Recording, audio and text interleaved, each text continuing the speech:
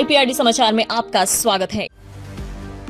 एक नजर हेडलाइंस पर। माननीय मुख्यमंत्री ने भारत रत्न जननायक स्वर्गीय कर्पूरी ठाकुर की पुण्यतिथि पर अर्पित की श्रद्धांजलि।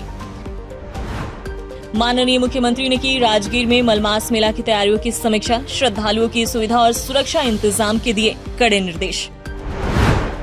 माननीय नगर विकास एवं आवास मंत्री श्री विजय कुमार सिन्हा ने की बुड्को के अधिकारियों के साथ समीक्षा बैठक। अब खबरें विस्तार से। माननीय मुख्यमंत्री श्री नीतीश कुमार ने भारत रत्न जननायक स्वर्गीय कर्पूरी ठाकुर की पुण्यतिथि पर श्रद्धांजलि अर्पित की। इस मौके पर देशरत्न मार्ग स्थित स्मृति संग्रहालय में आयोजित राजकीय समारोह में उनकी प्रतिमा पर माल्यार्पण कर उन्हें नमन किया। माननीय मुख्यमंत्री श्री नीतीश कुमार ने राजगीर में मलमास मेला 2026 की तैयारियों की समीक्षा की। उन्होंने श्रद्धालुओं की आवश्यक सुविधाओं का ख्याल रखने एवं सुरक्षा इंतजाम के कड़े निर्देश दिए। साथ ही कहा कि 1 माह तक चलने वाले इस मेले में देश भर से बड़ी संख्या में लोग आते हैं, इसलिए उनके आवासन, स्वच्छ पेयजल, साफ सफाई, चिकित्सा और सुगम आवागमन की पुख्ता व्यवस्था सुनिश्चित की जाए। मुख्यमंत्री ने मेला परिसर में प्रशिक्षित पुलिस बलों की तैनाती और राजगीर आने वाले सभी रास्तों को दुरुस्त रखने पर भी जोर दिया, ताकि श्रद्धालुओं को किसी भी प्रकार की कठिनाई न हो।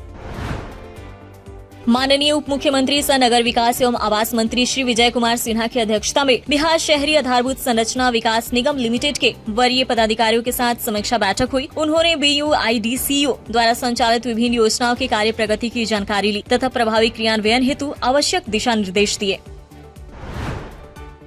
दुनिया के सबसे बड़े AI मंच India AI impact summit and expo 2026 में बिहार ने दमदार दस्तक दी है। नई दिल्ली के भारत मंडप में आयोजित इस वैश्विक समिट का बिहार के माननीय उप मुख्यमंत्री श्री सम्राट चौधरी ने उद्घाटन किया।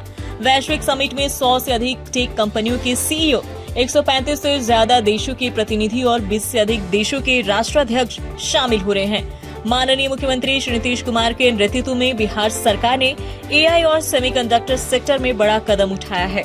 हाल ही में लॉन्च की गई बिहार GCC पॉलिसी 2026 और बिहार सेमीकंडक्टर पॉलिसी 2026 के जरिए बिहार को पूर्वी भारत का टेक्नोलॉजी हब बनाने की दिशा में तेजी से काम हो रहा है। समिट के दौरान बिहार सरकार ने 468 करोड़ रुपए के MOU पर हस्ताक्षर किए हैं। इसमें IIT पटना के साथ 250 करोड़ रुपए का रिसर्च पार्क और 60 करोड़ रुपए का कोर डेवलपमेंट सेंटर और AI सेंटर ऑफ एक्सीलेंस स्थापित करने का समझौता शामिल है। पटना के जिलाधिकारी डॉक्टर त्यागराजन SM की अध्यक्षता में बिहार कोचिंग संस्थान अधिनियम 2010 के प्रभावी क्रियान्वयन को लेकर महत्वपूर्ण बैठक हुई। उन्होंने सभी हितधारकों को अधिनियम के प्रावधानों और सुरक्षा मानकों का अनुपालन सुनिश्चित करने के निर्देश दिए। उन्होंने कहा कि सुरक्षित शैक्षणिक वातावरण प्रदान करना कोचिंग संचालकों, प्रशासन और अभिभावकों की सामूहिक जिम्मेदारी है। इसलिए कोचिंग संस्थानों का संचालन बिना किसी समझौते के निर्धारित विधिक मानकों के तहत ही किया जाए। औरंगाबाद की जिलाधिकारी श्रीमती अभिलाषा शर्मा की अध्यक्षता में जिला स्तरीय जनता दरबार का आयोजन हुआ। इस दौरान जिलाधिकारी ने 51 परिवादियों की समस्याओं को व्यक्तिगत रूप से सुना और उनके त्वरित व गुणवत्तापूर्ण निष्पादन हेतु संबंधित विभागों को समय सीमा के भीतर ठोस कार्रवाई करने के निर्देश दिए। बेगूसराय के जिलाधिकारी श्री श्रीकांत शास्त्री की अध्यक्षता में NCORD की जिला स्तरीय समीक्षा बैठक हुई। बैठक में जिलाधिकारी ने सदर अस्पताल में नशा विमुक्ति वार्ड शुरू करने और मादक पदार्थों की तस्करी में संलिप्त अपराधियों का डेटाबेस तैयार कर प्रभावी कार्रवाई सुनिश्चित करने के आदेश दिए। साथ ही नशीले पदार्थों की रोकथाम के लिए जन जागरूकता अभियान चलाने पर जोर दिया गया। सारण के जिलाधिकारी श्री वैभव श्रीवास्तव ने राजस्व एवं भू अर्जन की समीक्षा बैठक की। उन्होंने सरकारी जमीन पर गलत जमाबंदियों को रद्द करने और इमापी के लंबित मामलों को समय पर निपटाने के सख्त निर्देश दिए।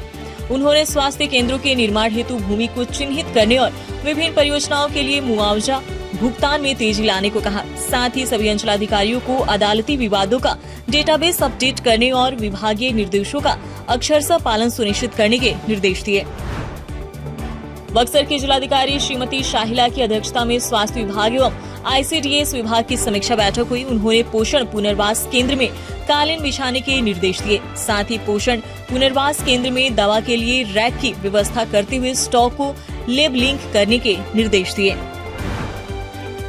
नालंदा के जिलाधिकारी श्री कुंदन कुमार की अध्यक्षता में स्टार्टअप नालंदा बैठक का आयोजन किया गया। इस दौरान उद्यमियों को ईज ऑफ डूइंग बिजनेस के तहत हर संभव प्रशासनिक सहायता का भरोसा दिया गया। उन्होंने चनपटिया मॉडल का उदाहरण देते हुए उद्यमियों से हुनर का इस्तेमाल कर राष्ट्रीय स्तर पर पहचान बनाने और अधिक से अधिक रोजगार सृजन करने का आह्वान किया।